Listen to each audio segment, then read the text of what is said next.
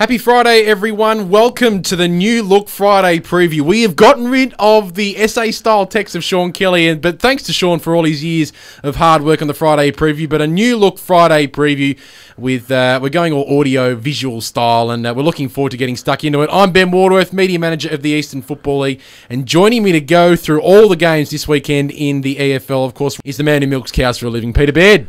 Yeah, good afternoon, and a fantastic new innovation here from the Eastern Football League. I'm excited. The New Look Friday preview will be up and about. We're going to go through all the games. Can't wait to get started. Yeah, looking forward to it as well. And let's start in Division 4, Pete, with Surrey Park taking on Park Orchards. An interesting day, to say the least, for both of these clubs. Surrey Park, is this finally the day where they're going to break through after 50, 60 odd games without a win?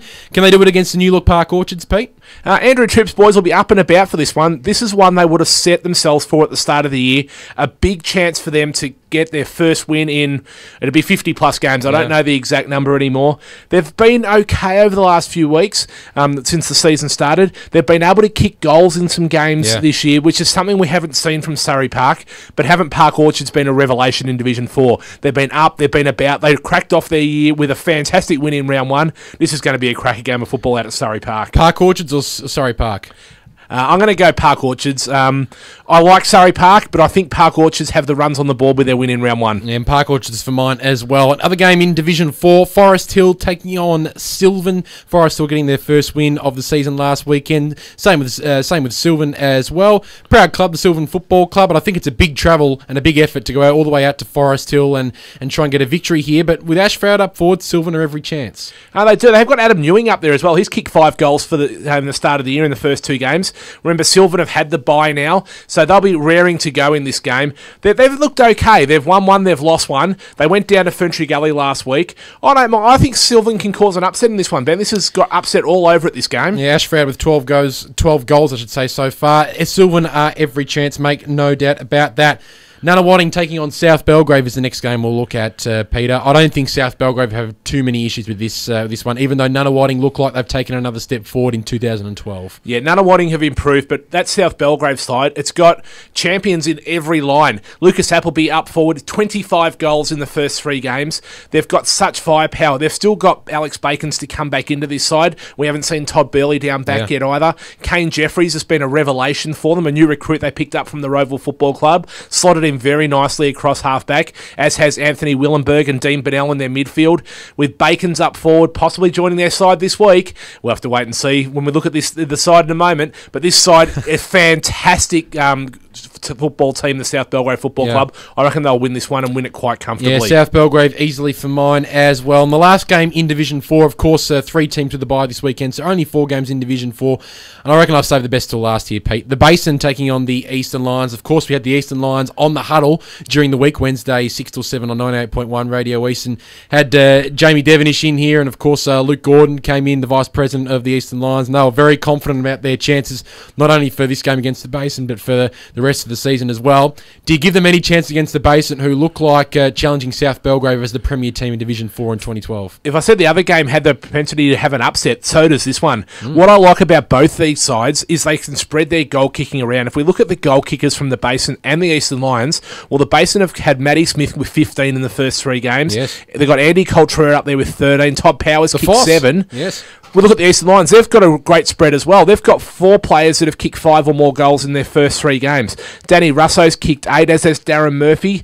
They've got a really nice spread there across their whole side. They're up and about. They've improved a lot this year, the Eastern Lions. They were up and about on Wednesday night. They spoke to us in the huddle when we had Jamie Devonish in there. With Lukey Gordon, their vice president. I don't know. I'm still going to go for the Basin. I think they've proven themselves in Division 4 over the last couple of years. They're a quality side, and I think they'll get the chocolates. But don't be surprised if the Eastern Lions are in this one right up to their eyeballs. Yeah, I think Eastern Lions are every chance, but the Basin for mine just at home. Right, let's get stuck into Division 3, Frosty, and I'm going to start with I reckon the biggest game of all in this round. There's 2 games that really stand out, but for mine, the Baronia and Heathmont clash out at Tormore Reserve is a huge game for both clubs. Heathmont have beaten sides ranked 9th, 10th and 12th, currently in the Division 3 ladder, so they're 3 in zip. They've had a good start, but they haven't really beaten opposition that's probably equal to them at the moment. They now play a Baronia side who's been there in the top ranks of Division 3 over the past couple of years.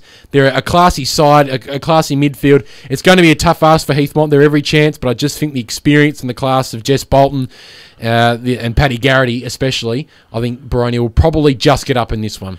I'm not so sure. I think that Darren Sheen, he's a mountain of a man up forward for Heathmont. Yes. I don't know if Baroni have got a player that can stop Sheen at full forward. He's kicked 21 goals in the first 3 games. Jeez. He leads the Division 3 goal kicking. He's been on fire.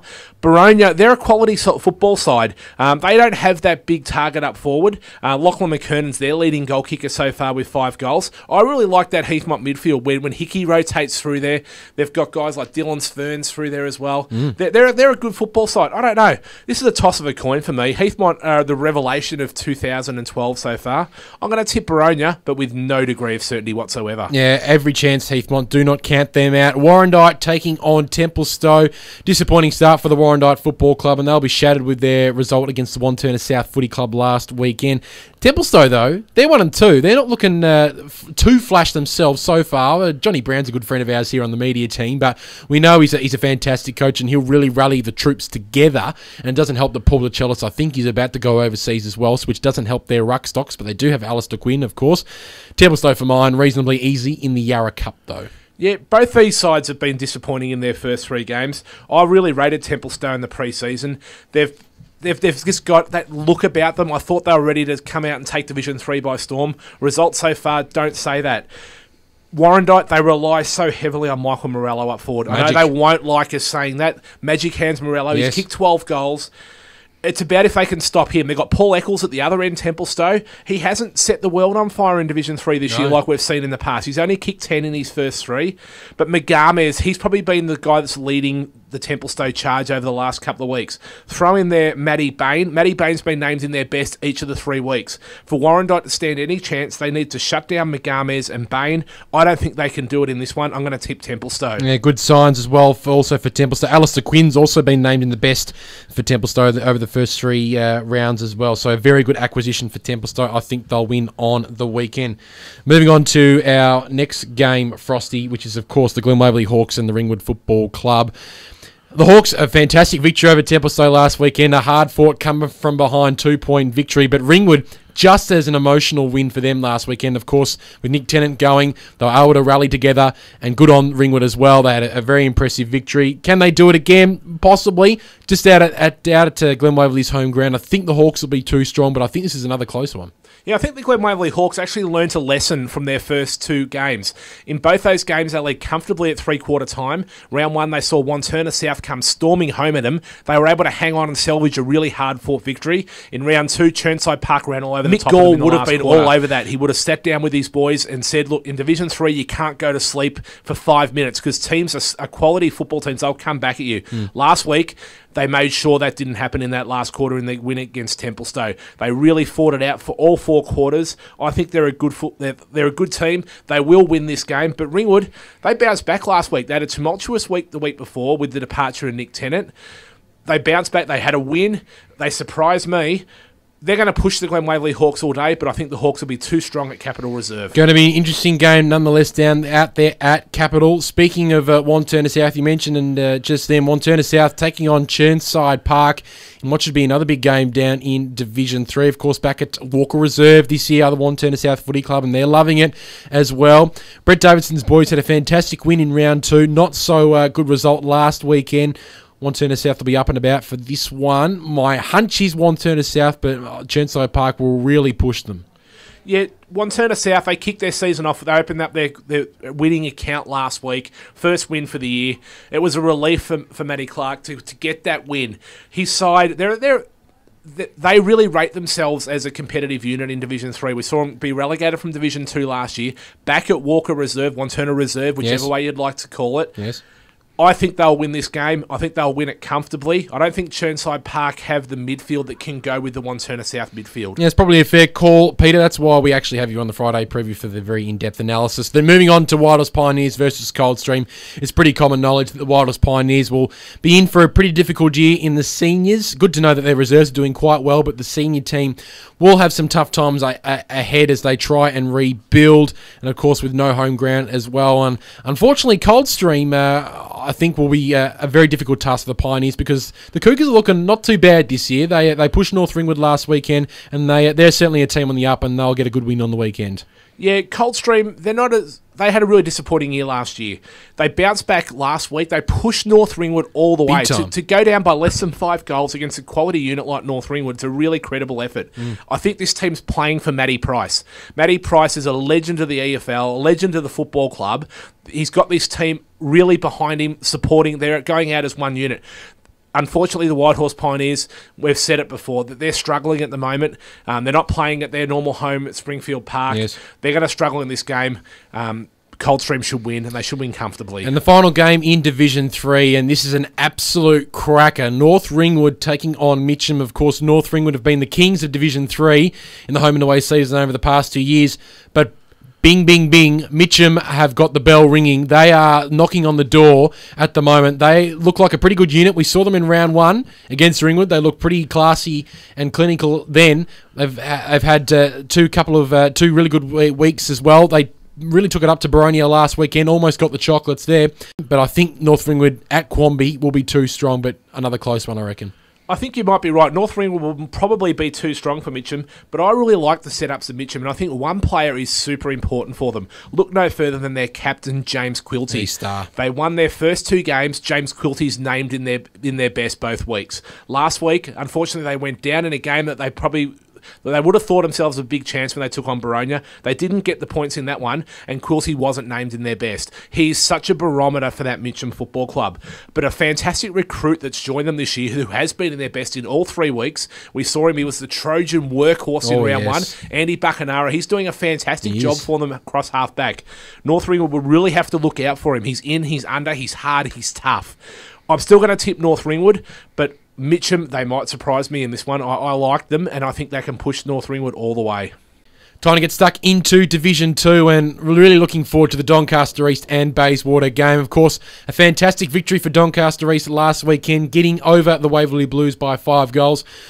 On the contrary, Bayswater, well, they were leading at half-time, but unfortunately, Mulgrave were able to run over the top of them in the second half thanks to a big third term. I think Bayswater will bounce back this weekend, Pete. I think they'll get the chocolates away from home. Yeah, I'm not so sure whether these clubs are on the same par in regards to development. Doncaster East, they're rebuilding. They've been up, they've been challenging in the Division 2 for a couple of years. Bayswater, they're still a powerhouse of Division 2. I don't know. I've just got a few questions about Bayswater. Did complacency settle in last week at halftime? We heard Lauren Wood say on the huddle in the game against Mirrabak last week, a few of the Bayswater boys, or a few of the Bayswater supporters more so, were saying the game was over at halftime. Mirrabak ran all over them in the second half. They had other ideas. I don't know. This game here, I think Bayswater will win. Doncaster East, they'll take it up to them. Good game of football you'll see out there at Zerby's Reserve, but Bayswater for mine. Moving on to Donvale taking on Mirrabak, 2nd versus 3rd. Would you believe that? Donvale at the moment doing a fantastic job, 2-1, playing really good football. It's all thanks to the big guys up forward, Jack Purcell and Big Chief Ben Tawney doing a nice job up forward, and a couple of good consistent players in Jones and Cotsford as well. Mirrabak, they're the glamour team, I think, of Division 2 this year. They are the team to beat, and I think they'll prove that on the weekend and just sort of give Donvale a bit of a reality check. That's my hunch, though. Yeah, you labelled them on Wednesday night on the huddle as the sexy team of Division 2. Mirrabak, they're sexy. They're sexy. Not Kidde Talevski, but Mirrabak on a whole is sexy. We've got 2 very well-balanced football teams going out here in this game. Donvale have got a fantastic blend of youth. They've got 2 big forwards. They've got Purcell and the Chief Ben Tawney, as you said. Yes. But Mirrabak, they've got the same sort of a mix. They've got Talevski. And watch out for James Charge. He's a player you might see drift forward. Kicked 3 goals against Bayswater in the game last weekend. He's a recruit they've picked up from the Yarra Valley Mountain District Footy League. Yes. A very mobile type ruckman. You'll see him go through the midfield, drift forward, get very dangerous up there. Both teams have got fantastic midfields, but I'm favouring the midfield of Mirrabak to get over the line in this one. Guys like Mike Smith, he's a champion of the Eastern Football League. You love Mike Smith, Peter. I've just seen him play some great football. I've seen him win a Division 1 Best and Fairest with Lilydale and Division 2 Best and Fairest with Roval. He's a quality footballer. He's hard and he's tough. So Mirrabak for mine, they'll win this game of footy. Of course, you can't forget the likes of Matty Polkinghorn and Trent Georgios had a very good start for the Barkers across halfback. So Mirrabak for mine as well. Mulgrave taking on Montrose. Mulgrave are quite hard to read, I think, so early on on in the season.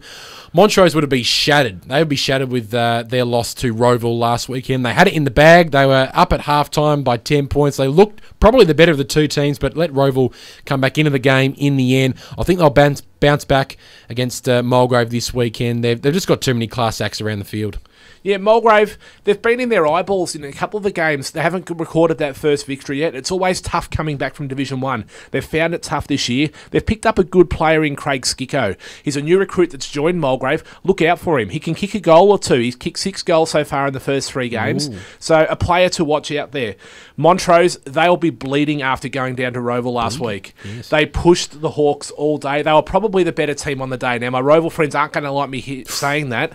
I'm nervy. Montrose will bounce back. They'll defeat Mulgrave and they'll send the Mulgrave Lions to 0-4. I'm sorry to say that. That's unfortunate for Mulgrave, who are looking to try and stay in Division 2 this season. Speaking of Roeville, Pete, your boys, the Hawks take on the Sharks, the Doncaster Football Club, out there at Seabeck Oval on Saturday afternoon. I think Roeville in this one, after seeing them last week and just seeing how clinical they were in the second half, and seeing Nathan Hicks, for up close and personal for the first time, and just how much this guy's improved was really overwhelming. So I think Roeville for mine, even though Doncaster look like they belong, I think, in Division 2 this season.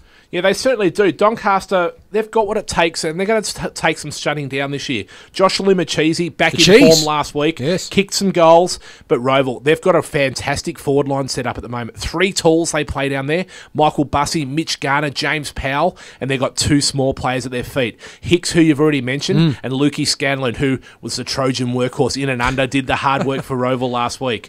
I really like Roeville in this game. I think they'll win. I think they'll win comfortably, and they'll affirm their position on the top of the Division 2 EFL ladder. Peter and I unanimous there. Roeville to win that one. Upper Ferntree Gully taking on Waverley Blues in the final game of Division 2 this weekend. Waverley Blues, I think they're in for a tough year. I think most people would agree with that. Upper Ferntree Gully, they've got a bit of X factor about them. We always talk about Petrarca and Sherlock up forward. They're very hard to match up on. Of course, you've got Tate Hilkerton with plenty of experience running through that midfield as well, or across half-back. He just plays wherever he wants, basically. Upper Ferntree Gully for mine, and to win quite comfortably. Yeah, Upper Ferntree Gully for mine as well. The thing about Upper Ferntree Gully is I'm not sure whether they've got the arrogance to take it up to some of the other big name teams in Division 2. So they need to get a bit arrogant, do they, Pete? They do. They need to get a bit of a swagger in their step. They've got what on the football field. They've got what it takes. I just don't know whether they have that belief in themselves. They had the belief last Saturday though. They were down by 2 goals late into time on. Yes. They've kicked 3 goals in the last 5 minutes of this game to steal the game from Mulgrave. They need to keep that up and that belief and that self-belief in themselves if they're going to get over the line. For mine though, they'll win this game this week.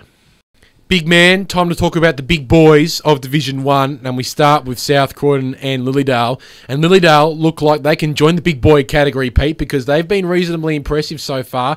A really good victory last weekend, just affirming that they could possibly do some damage in Division 1 this year. I think they'll probably prove and go another step against South Croydon this weekend. The Falcons, I like them. Yeah, the Falcons, they're a good football side. Don't worry about that. Yeah. O'Keefe, Davies, McComb all kicked 4 goals for them. Daniel Breeze chipped in with 3. They've got avenues to goal. That's what you need to win games of football in Division 1. We saw how super impressive those South Croydon were in round 1 when they took on Croydon for the Arndale Cup, the game we covered as the radio game. Oh, yes. This is a toss of a coin. I've really torn as to who I'm going to pick in this one. I'm going to go with South Croydon purely on the fact that they've been up there for a little bit longer. South Lilydale only coming back to Division 1 this year. Before that, they were a mainstay of Division 1. I think South Croydon, they're the solid team to beat in this one. I'm going to pick them, but only just. Oh, interesting. Frosty going for South Croydon in that one. Blackburn taking on Croydon is our next game. Disappointing start for the Blackburn Football Club. I think we can officially say it. Blackburn are in Frosty's freezer this weekend in the Eastern Footballer, and I'm extremely nervous about this one. However, Pete, I think they can bounce back against Croydon. Croydon haven't been too bad to start off the year. Really took it up to South Croydon in round 1, but I just think Blackburn, they pushed Scoresby last weekend. I think they'll be able to get win number 1 on the board. It's not all doom and gloom yet for Blackburn, but where did it all go wrong? They were preliminary finalists last year in Division 1. Yes. We saw Steve Cochran announce his resignation shortly thereafter. Peter Banfield's come on board as the new Blackburn coach. Christian Heights rejoined the club. Yes. We looked like their season was going to be back on track. The worry for Blackburn, though, in their first 2 games, they've only kicked 100 points or 102 points in their first 2 Combined, games. You yes. need to get winning scores on the board if you're going to kick a winning score. And I don't think you could rely on Christian Hite kicking 3 goals for you each week as well. That's probably not the way to go about it. No, the impetus they need this week is they come up against the Croydon side. Croydon have given away more points than any other team in Division 1 in the first 2 games. So if you're going to get a winning score on the board, perhaps Croydon's the team to do it against. I think Blackburn can bounce back. They'll get themselves out of Frosty's freezer this week. They'll record their first win for the year. Blackburn to get out of Frosty's freezer. You heard it first here on the Friday preview. Next game is Knox taking on Scoresby, local rivals, and I always love seeing these 2 teams go up against each other. Fantastic rivalry they have developed over recent seasons. Knox, Ryan Jeffrey, really impressive last weekend. Kicked 7 goals. You don't often see a Knox player kick that many goals. And, of course, Ryan Jeffrey is more the centre-half forward. Jared Kike, of course, is more the full forward. So good to see Ryan Jeffrey get on the scoreboard. However, I can't go past Scoresby. I reckon they've been reasonably impressive so far. A tight win against Blackburn last weekend, but I think they deserved it. And a really good comeback against East Burwood in round 1. I think Scoresby will win this one away from home.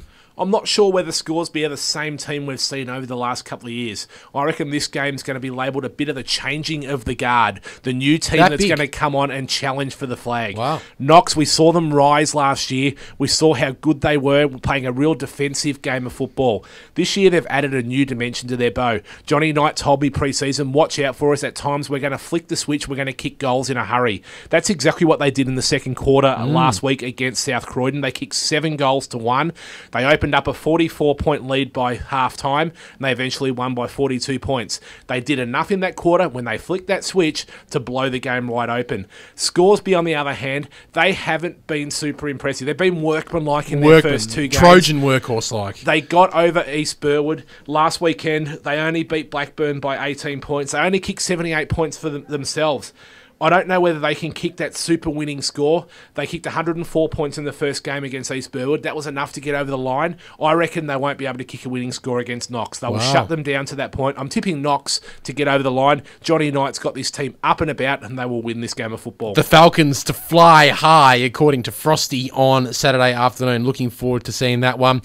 Pete, I love this one. East Burwood taking on Vermont, the 2 oldest clubs in the Eastern Football League. The 110th time they will meet each other. And did you know, Pete, that actually 31 of the 50 EFL Division 1 flags actually belong to these 2 clubs? So there's plenty of history, plenty of pride on the line here.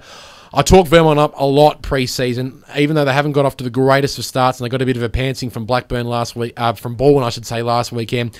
I think Vermont will bounce back this weekend, even though East Burwood, who have kind of slipped under the radar, I think, a little bit so far. I think Vermont can bounce back. Yeah, I agree. I think Vermont will bounce back this week. If we look at players that have been named in their best over the last few weeks, same olds. It's the regular crew. Yeah. It's the Millhouses, the Mendes, the Mullets. We've added to that Nathan Henley, who's joined the footy club. He's been great for them in their opening 2 games. I reckon they'll have too much class for East Burwood. Jared Dalton, who's joined the footy club. You're a big fan of his, Pete. He's a fullback. He's kicked 2 goals already. What's going on there? Not sure, man. Not sure. They've got Heath Black there. Black was injured last week, I believe, went off early. Not sure if he'll get up for this game of football, so you'll have to watch out for that one. But I'm going to tip Vermont. I reckon they'll get over the line against East Burwood. Vermont to win that one. We are unanimous there. Noble Park taking on East Ringwood, second last game. The Bulls, a very rare loss for them last weekend against the Norwood Football Club, who we'll mention very, very shortly, but disappointing for Noble Park last weekend. Maybe just as disappointing was East Ringwood. They went down by 5 goals to at home to East Burwood. I think they would have preferred to... Of course, they would have preferred a victory, and I'm sure they would have preferred to have played a lot better than what they did. Unfortunately, though, I think Noble Park, they will be keen on a revenge after last weekend's loss. Noble Park for mine, and I reckon this one could be a big margin. This could get nasty. We don't see the Bulls drop 2 games in a row. Well, over the last couple of years, it's a rarity to see them drop a game at all. Yeah. They'll bounce back. They'll come out full of venom in this game. Unfortunately, I think East Ringwood could be on the receiving end of it. The problem with Noble Park last week, over the last couple of years, we've seen them be able to spread goal kickers right across the board, right through their midfield. Last week, they only had the 5 goal kickers. Luke Mann, a sole roll up forward, 5 goals, and 2 to Ziggy Elwyn. Other than that, they had no multiple goal kickers. Mick Fogarty would have been working on that with his team this week, getting their heads right.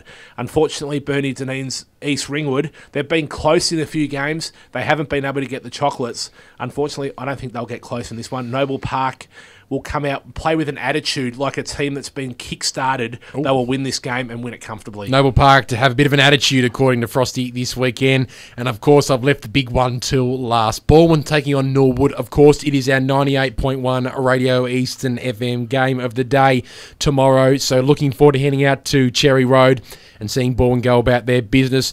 I think all the rage, though, Pete. Norwood's all the rage at the moment. They've won their first 2 games. I suppose they deserve to be all the rage after you beat Noble Park, a team that's won the last 2 Division 1 premierships. I actually think Norwood. Balwyn have struggled at SEM Park over the past couple of years. And I think Norwood actually might be able to do the job here and continue that momentum. I'm not 100% sold on Norwood yet. I was all over them at the start of last year. They had me convinced they were going to be the team that was going to take that next step. They were disappointed, and I was disappointed in them last year. Ooh. I'm not going to get sucked in too early. They were fantastic last week. Make no doubt about that in knocking over Noble Park. Jakey Ford, he's had a couple of the biggest roles in the Eastern Football League. Last week he took on Craig Anderson and beat him. Nice. He's been in their best for Norwood both weeks. He's a fantastic player. Who does he get in today's game? I'm not sure. On tomorrow's game, I'm not so sure as to who he'll go to. Gilchrist? It might be Stevie Kenner. Possibly. Stevie Kenner's been a great player. We heard Daniel Donati say he's been using him more across half-back, setting up thrust from there when we spoke to him on Akira EFL Sunday last week. So watch for Kenner to play more of a role across half-back than through the midfield. Ford might go to him. They're both little men. It'll be a battle of the midgets out there across there if they take on each other. This will be a great game of footy. I just think Balwyn have more runs on the board. They were great last week. Vermont, everyone's touted them as to be the next big challenger. They put them to the sword by 10 goals last week. They did enough for mine. Balwyn in the Radio Eastern game of the day out at Cherry Road, Balwyn, SEN Park if you like. They're going to be all over this one. Balwyn will be up and about, and they'll get over Norwood. Frosty tipping Balwyn to get the chocolates this Saturday afternoon. Well, there you have it, done and dusted. The first audio-visual style Friday preview for season 2012. Hopefully, it just gets bigger and better from here. Frosty, thanks for joining us, and hopefully see you next week. Yeah, a bit unusual to be here on a Friday afternoon. Fantastic. Can't wait to get out to the footy tomorrow. Looking forward to it. Make sure 98.1 Radio Eastern, Balwyn taking on Norwood from at 1 p.m. tomorrow. Hopefully see you next week. That's all we have time for on the Friday preview.